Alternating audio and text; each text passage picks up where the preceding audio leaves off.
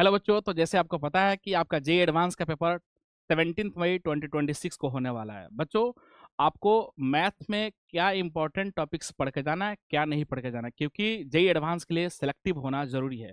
क्योंकि हम लोग जानते हैं कि जेईई मेंस और जेईई एडवांस दोनों डिफरेंट चीज़ है। जेईई मेंस में मैक्सिमम चीज़ें हमें पढ़ के जाना होता है ताकि हम maximum number of questions attempt कर सके प्रॉपरली।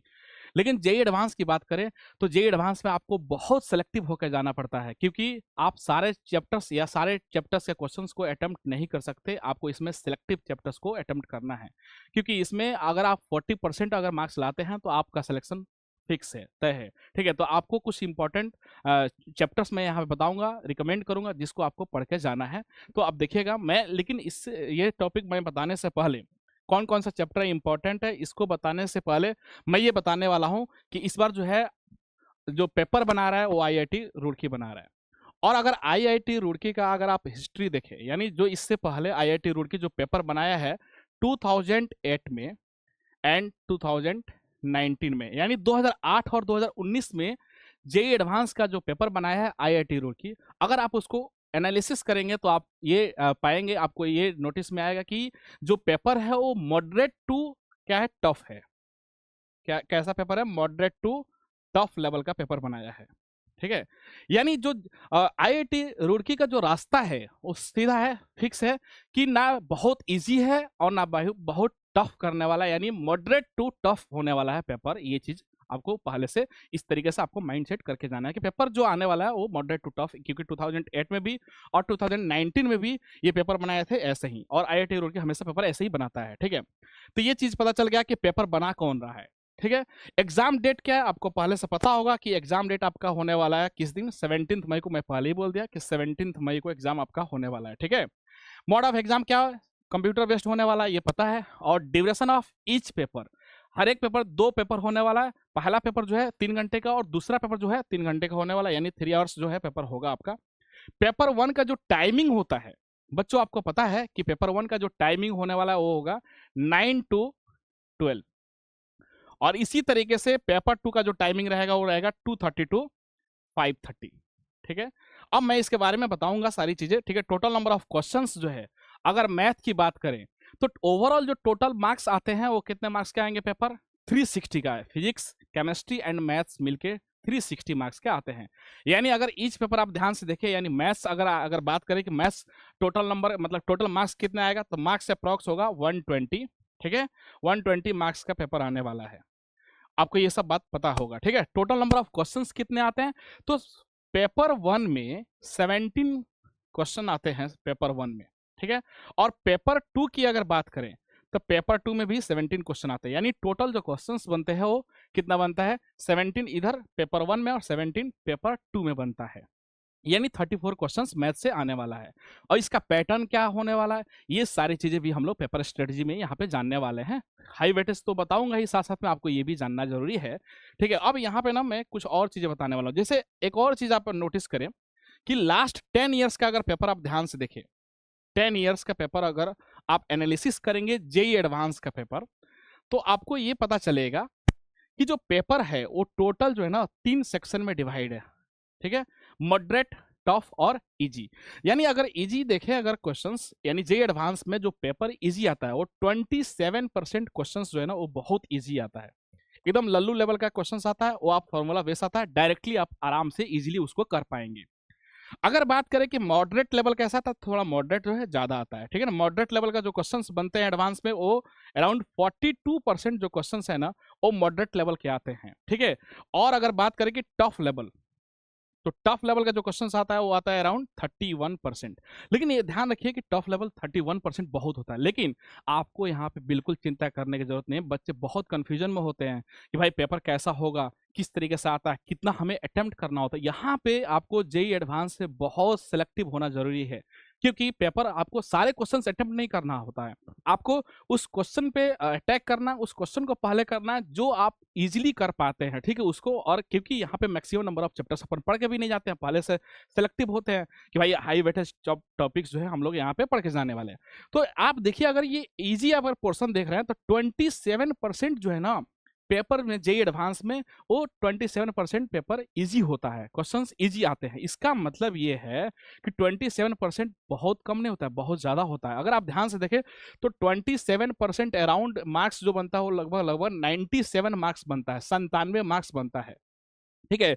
और अगर पेपर में बात करूं, अगर मॉडरेट लेवल का है, पेपर अगर मॉडरेट लेवल का है, तो मैं यहाँ पे कुछ बताने वाला हूँ कि अगर पेपर जैसे मान लीजिए मॉडरेट लेवल का है, तो मॉडरेट लेवल के पेपर में, मॉडरेट लेवल के पेपर में अगर आप सिर्फ और सिर्फ 27% भी लाते हैं तो इसका मार्क्स कितना बनेगा, 97 मार्क्स। और 97 मार्क्स अप्रोक्स अगर आप लाते हैं तो बहुत सारे जो, अगर जब भी पेपर मॉडरेट लेवल का होता है और बच्चा अगर 95 मार्क्स भी लाता है ना, तो उसको कोई ना कोई कॉलेज मिल जाता है। बहुत सारा जो आईआईटी कॉलेज है वो अराउंड लेस देन 130 मार्क्स यानी 130 मार्क्स से भी कम होता है, आसपास में होता है, तो उसको सीएस ब्रांच मिल जाता है। तो आप ध्यान से देखिए तो आपको चीजें समझ में आ जाएगा कि यानी जेई एडवांस भी इजी पेपर देता है, जो फॉर्मूला बेस है, जो जेई मेंस जैसा है, आप उसको इजीली क्रैक कर सकते हैं। फॉर्मूला बेस होता है, तुरंत देखते ही आप उसको आराम से कर सकते हैं। लल्लू लेवल पेपर आता है जिसे 27%, यानी मॉडरेट जो है वो 42% आता है और टफ जो है वो 31% आता है। अब बेटा क्या आपको सारे क्वेश्चन अटेम्प्ट करना होता है क्या? बिल्कुल भी नहीं। जो इजी है, आप इजी जो है 27, आप इसको तो एकदम अच्छे से कीजिए। मॉडरेट जो है इसको पूरा एकदम अच्छे से इसको भी अटेम्प्ट कीजिए, ठीक है। ये अराउंड 42% अराउंड आता है ना। और जो टफ क्वेश्चन है बेटा, जैसे कि अराउंड 31% है, इसको आपको अटेम्प्ट करने की बिल्कुल भी जरूरत नहीं है। इसको अटेम्प्ट की में करने की जरूरत नहीं है, आपको सिर्फ और सिर्फ इस पोर्शन के भी कर लीजिए अगर सही से, तो आपका आईआईटी पक्का है, ठीक है।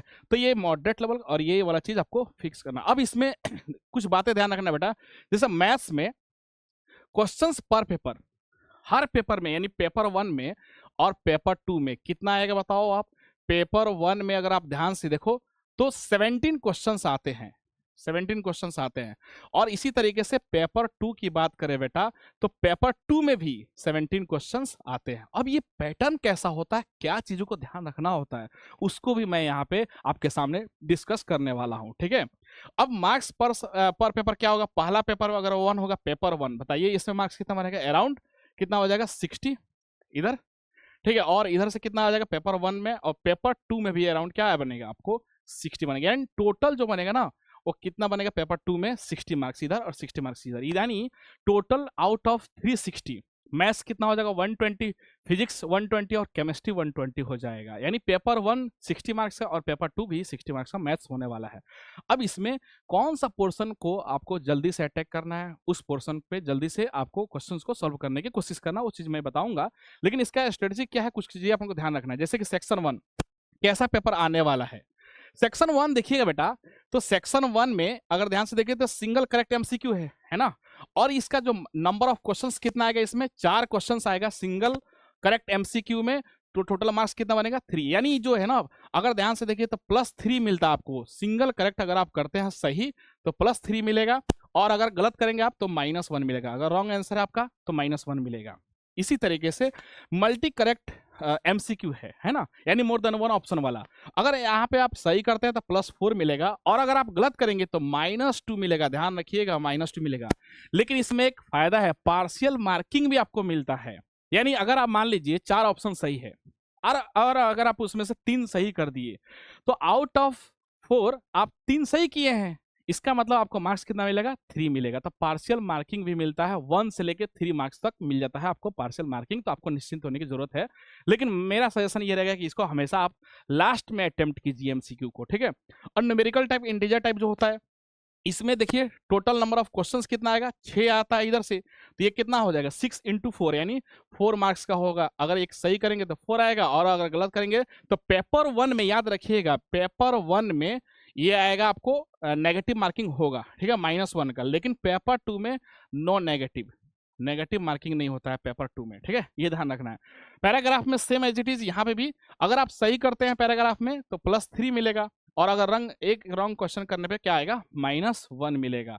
तो देखिए 4 क्वेश्चन तो यहाँ से अब आपको समझ में आ गया होगा कि टोटल नंबर ऑफ इस सेक्शन में, यानी सेक्शन जो है डिवाइड है 4 सेक्शन में, section 1, section 2, section 3, section 4। Section 1 number of question कितने आने वाले हैं 4, सिंगल टाइप है ना। मल्टीपल टाइप कितना आने वाला है 3, और न्यूमेरिकल टाइप कितना आने वाला 6, और पैराग्राफ कितना वाला है 4। अगर आप मेरे से सजेशन लीजिए कि कौन सा, मतलब मैं अगर आपको सजेशन दूं कि भाई आपको कौन सा अटेम्प्ट पहले करना चाहिए, तो मैं तो आपको बोलूंगा कि भाई आप न्यूमेरिकल टाइप कर सकते हैं, पैराग्राफ मतलब एमसीक्यू जो है ना, मल्टीपल करेक्ट जो है मोर देन वन ऑप्शन वाला, इसको आप बाद में अटेम्प्ट कीजिए, सबसे पहले ये सबको निपटाइए, ठीक है। तो आपको ये ध्यान रखना है ये सारी चीजें कि सेक्शन वाइज आपको क्या क्या होता है, किस तरीके से आता है, ये ध्यान रखना है। अब अगर ध्यान से देखें बेटा, जो मैथ्स में सबसे ज्यादा वेटेज वाला टॉपिक है, कौन सा टॉपिक है जो जिसपे जेईई एडवांस ज्यादा फोकस करता है? वैसे तो सारे टॉपिक्स ही इंपॉर्टेंट है, सारे चैप्टर्स ही इंपॉर्टेंट है, लेकिन किस पे ज्यादा फोकस करता है, इस चीज पे हम लोग ध्यान देने वाले हैं। जैसे अगर ध्यान से देखें बेटा, तो कैलकुलस जो है ना, इसमें एवरेज जो क्वेश्चन आता है 9 से 11, यानी 9 to 11 क्वेश्चन सिर्फ कैलकुलस से आता है। सोचिए कितना इंपॉर्टेंट है दोनों पेपर मिला के। अगर एलजेब्रा की बात करें तो एलजेब्रा में 7 to 9 जो है क्वेश्चंस यहां से भी बनते हैं। कोऑर्डिनेट ज्योमेट्री बहुत इंपॉर्टेंट होने वाला है, 5 to 7 क्वेश्चंस यहां से आएंगे। वेक्टर 3D, सिर्फ वेक्टर 3D सोचिए 4 to 5 क्वेश्चंस यहां से बनते हैं, और ट्रिग्नोमेट्री का 1-2 क्वेश्चन यहां से आता है, ठीक है। ये ध्यान देना है। अब इसमें कुछ बातें आपको जो कि नोटिस करना है, ठीक है। कैलकुलस जो है ये 9 to 11 यानी 9 से लेकर 11 तक के बीच में क्वेश्चन अराउंड आता है। अब ये कैलकुलस में सबसे ज्यादा इंपॉर्टेंट क्या है? अगर आप मेरे से पूछे कि सबसे ज्यादा इंपॉर्टेंट टॉपिक जिसको हमें पढ़ के जाना चाहिए और जो है जेई का फेवरेट टॉपिक जो बार बार रिपीट करता ही करता है, तो अगर आप मेरे से पूछे तो ये डेफिनेट इंटीग्रेशन बहुत इंपॉर्टेंट रहने वाला है। यहाँ पे डेफिनेट इंटीग्रेशन से सवाल आना ही आना है, फिक्स है ये, ठीक है। डेफिनेट इंटीग्रेशन से कम 3 क्वेश्चन यहां से पक्का होता है, ठीक है। और बात करें तो इसमें LCD, limits, continuity and differentiability, ठीक है, यहां से यानी कैलकुलस जो है 2 पार्ट्स में डिवाइडेड है, डिफरेंशियल कैलकुलस और इंटीग्रल कैलकुलस। तो अगर ध्यान से देखें तो डेफिनेट इंटीग्रेशन सवाल आएगा और एलसीडी से भी आएगा। और अगर आप ध्यान से एक और चीज यहां पढ़ ले तो एओडी, एप्लीकेशन ऑफ डेरिवेटिव, ये भी पढ़ के जाए तो बेटर है, ठीक है। तो application of derivative, definite integration, LCD, differential equation, ये एक छोटा टॉपिक है डिफरेंशियल इक्वेशन, लेकिन इससे जो क्वेश्चन आता है वो बहुत ईजी, बहुत लल्लू लेवल का सवाल आता है। 1 से 2 क्वेश्चन यहां से आ जाता है, ठीक है। आपको मेनली पढ़ के जाना है लीनियर डिफरेंशियल इक्वेशन या वेरिएबल सेपरेबल से। जैसे कि आप इससे पहले देखे लगभग लास्ट 5 ईयर्स का अगर आप ट्रेंड देखें डिफरेंशियल इक्वेशन में, तो वहां से लीनियर डिफरेंशियल इक्वेशन से क्वेश्चंस आए या वेरिएबल सेपरेबल का क्वेश्चंस आए हुए हैं। तो आपको लीनियर डिफरेंशियल इक्वेशन तो पढ़ के जाना ही है, 90% चांस है कि वहां से क्वेश्चन आएगा। बात रहा अलजेब्रा का, तो अलजेब्रा में सबसे ज्यादा इंपॉर्टेंट क्या है जो जिससे क्वेश्चंस आना ही आना है, तो इसका फेवरेट जो है ना अलजेब्रा का, वो है प्रोबेबिलिटी। क्या है? प्रोबेबिलिटी से क्वेश्चन पक्का आएगा, ठीक है। प्रोबेबिलिटी से क्वेश्चन पक्का आएगा। पी एंड सी सबसे ज्यादा इंपॉर्टेंट है। कॉम्प्लेक्स नंबर, ठीक है, ये सारे टॉपिक्स जो है इसका फेवरेट है अलजेब्रा में, जो कि बहुत वेटेज वाला टॉपिक है, बहुत इंपॉर्टेंट है। आईआईटी का ये फेवरेट है, ये सबसे क्वेश्चंस पूछा जाना है पक्का, प्रोबेबिलिटी से, पीएनसी, कॉम्प्लेक्स नंबर, ठीक है। और अगर 2 चीज, जैसे कि ये टॉपिक्स थोड़ा सा कॉम्प्लेक्स होता है, इसमें थोड़ा सा मतलब डुएबल इतना नहीं होता है, इसमें 1-2 और टॉपिक बड़ा ईजी है, वो है matrices and determinant. Matrices and determinant, ठीक है, ये टॉपिक आप जरूर देख के जाइए, ठीक है। क्वाड्रेटिक से भी एक क्वेश्चन आ सकता है, सीक्वेंस एंड सीरीज से एक क्वेश्चन आ सकता है, तो आप देख के जाइए, लेकिन फोकस आपका यहाँ पे ज्यादा होना चाहिए क्योंकि हाई वेटेज है, इससे क्वेश्चंस पक्का आना है। कोऑर्डिनेट ज्योमेट्री की बात करें तो सर्कल, ठीक है, parabola, ellipse, hyperbola, conic section वाला पार्ट है ना, parabola, ellipse and circle, sorry hyperbola, ये सारे टॉपिक्स जो है ना आपको करके जाना बहुत इंपॉर्टेंट है कोऑर्डिनेट ज्योमेट्री में। वेक्टर 3D जो है बहुत इंपॉर्टेंट है, बहुत ज्यादा इंपॉर्टेंट, बहुत ज्यादा इसका वेटेज है। अगर आप इसको अगर अच्छे से करके नहीं जाते तो आप फंस जाएंगे, गेम सारा गड़बड़ हो जाएगा वहां पे। तो ध्यान रखिए कि वेक्टर 3D जरूर अच्छे से करके जाइए, क्योंकि वेक्टर 3D जो है ना ये बहुत इजी टॉपिक भी है, और आप इससे अच्छे से करके इसमें एक मतलब स्कोर करने के लिए आपके पास बहुत बेस्ट ऑप्शन है। वेक्टर 3D की जरूर अच्छे से करके जाइए। 4 से 5 सवाल सिर्फ और सिर्फ वेक्टर 3D से आता है, ठीक है। तो आप इसको पूरा लाइन वाइन जो भी चीज जेईई मेंस में हटाया उसको आपको ध्यान रखना है कि वो एडवांस में एक बार रिवीजन करके जाना है। ट्रिग्नोमेट्री का सवाल जो है ना वो आता है, बहुत इजी क्वेश्चन आता है, ठीक है। 1 से 2 सवाल यहाँ से ट्रिग्नोमेट्री से आता है। तो बच्चों ओवरऑल आपको ये चीज सारे समझ में आ गया होगा कि क्या क्या चीजें मैं बताया, किस तरीके से कौन सा टॉपिक जो है ज्यादा इंपॉर्टेंट है। मैट्रिसेस अलजेब्रा में अगर आप बात करें तो PNC, probability, complex number, matrices and determinant. Coordinate geometry में बात करें तो सर्कल, इलिप्स, हाइपरबोला, पैराबोला, ये हाइपरबोला, ये सारी चीजें पढ़ के जाना है। इसी तरीके से एलसीडी आप पढ़ के जा सकते हैं, ठीक है, एलसीडी। और इधर आपको एलसीडी पढ़ के जाना है, इधर से आपको क्या बोलते हैं, डेफिनेट इंटीग्रेशन बहुत इंपॉर्टेंट होने वाला है, AOD application of derivative important होने वाला है। ये सारे चैप्टर्स जरूर पढ़ के जाइएगा, एओडी। फिर उसके बाद ये सारे चैप्टर्स आपको जरूर देख के जाना है, बहुत इंपॉर्टेंट होने वाला है, ठीक है। तो आई होप आप बहुत अच्छा करके आएंगे, ठीक है। All the best, thank you.